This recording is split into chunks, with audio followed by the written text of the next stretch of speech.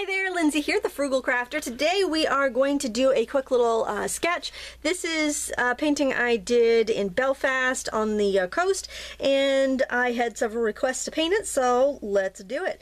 I'm using my Koi pocket box here, and I'm going to start off with some cerulean blue. I think that's cerulean. And I'm giving a little bit of that towards the top of the paper, and then I'm going to go in and grab some of this permanent rose color here and just kind of tapping it off with my brush so it kind of mixes in with what I've already got going on.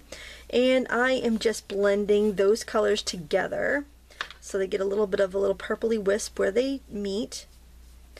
And then I'm going to mix a deeper concentration of those two colors to make a kind of a blue mountainy color right there.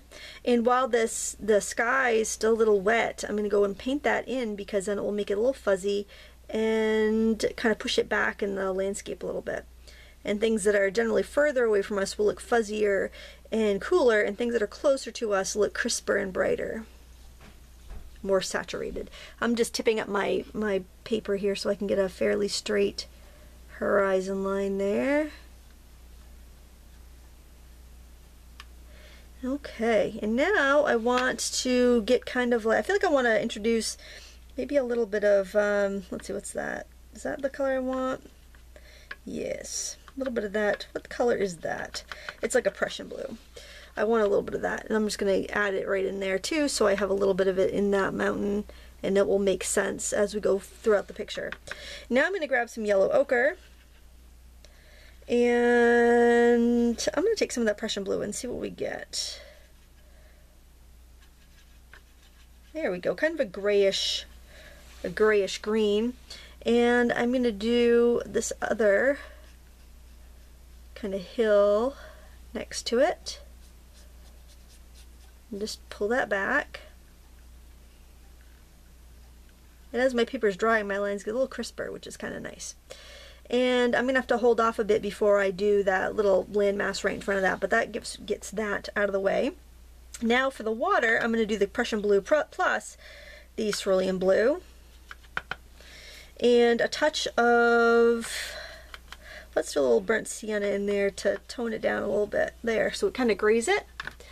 And I'm going to start putting that in. Now generally I'm sitting like on a rock with this on my lap, so so I'm usually holding this at an angle like this, but so if it seems a little awkward, it's because I'm holding it so you can see it, which is a little bit different. And I usually don't work on my desk with my palette under my hands, so you set yourself comfortably however you like to paint while you're working on this. Okay, if it looks awkward, I'm just trying to give you the view that I have when I'm working in plein air.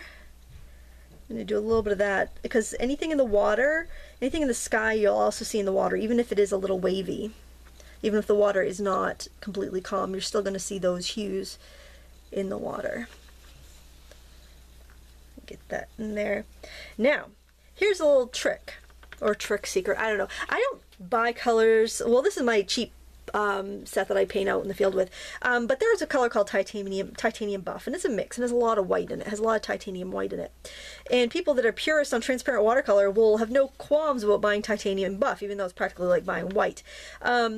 So it's not a color that I buy. However, when I need sand, and I need sand quick, and I'm out in the world trying to paint something while my kids are busying themselves, like in the water or whatever, I will mix up a color with white in it. And I think that is totally fine. I do that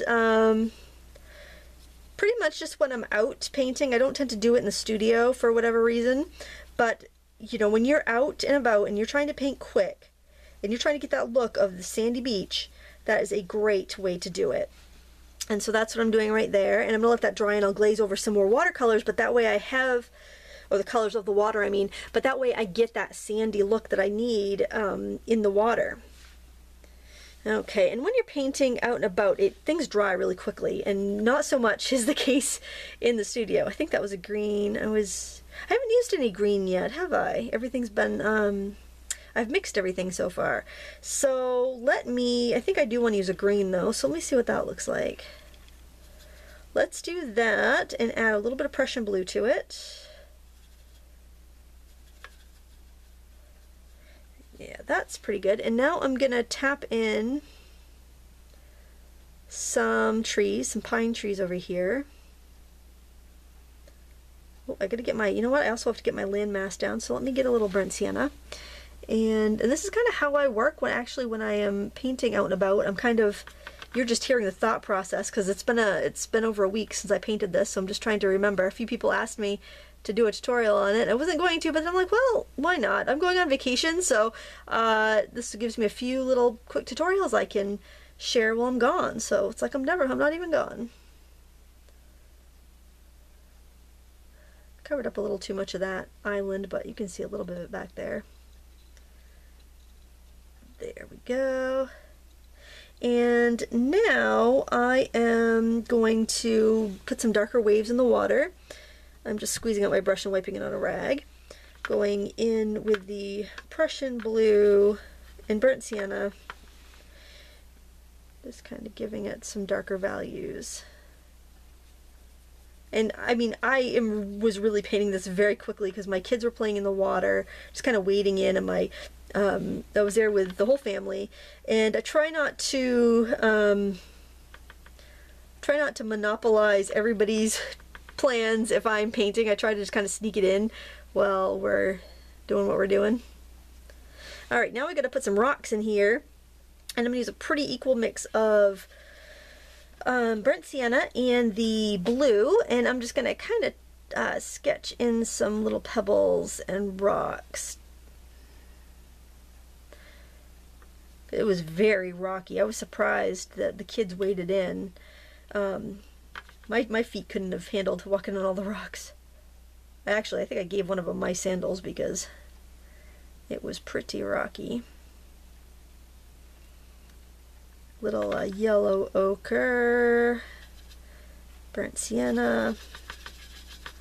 You make all kinds of muddy grays, which is what you need actually. But as long as you have something to contrast it, like a nice vibrant transparent sky, you know, you can totally work with that. Dab in some little pebbles. And it will really help you remember a scene, painting it rather than just taking a photograph. There's so many things, like I'll go back and I'll look at photographs that I've taken from an area thinking, oh, I'm going to paint that, I'm going to finish that when I go home. And it's like, I don't remember, I don't see all the things that I remember seeing when I was there. So it's very beneficial for you to paint on location, because the camera doesn't catch everything. The camera does not seem to catch the subtleness, the subtleties in like water and colors. And even though this isn't realistic like a photograph, I still feel the feeling of the water and the waves and everything, if that makes any sense. Alright, that needs to dry a little bit before I can do any more to it. I want to glaze a little more blue over the water in general, so I don't have too much white. There wasn't a lot of white on the water. And I think I want to recapture that faded mountain there that I missed. More yellow ochre.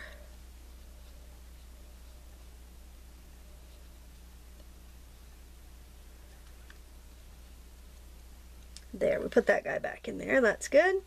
And I feel like it should be a little yellower even, separate it from that other one. And I want a little bit more brighter, a few little brighter green trees there just to help break that out now. And then just final details, I want to make a nice dark gray with my blue. Now I'm not so sure that's Prussian blue because it looks very different now that I have it really wet there.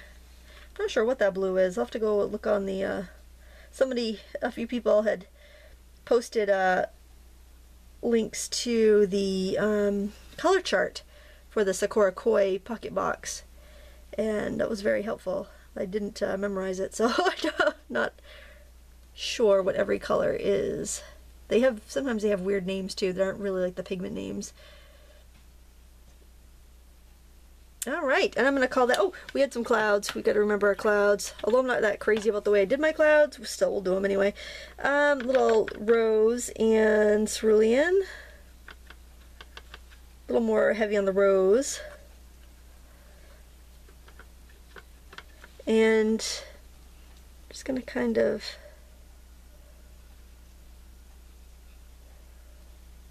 it feels, I need to gray that a little bit. Generally they'll be bigger the higher up on the paper they are. As you get closer to the horizon line, your clouds get smaller. And I just did little dabs pretty much.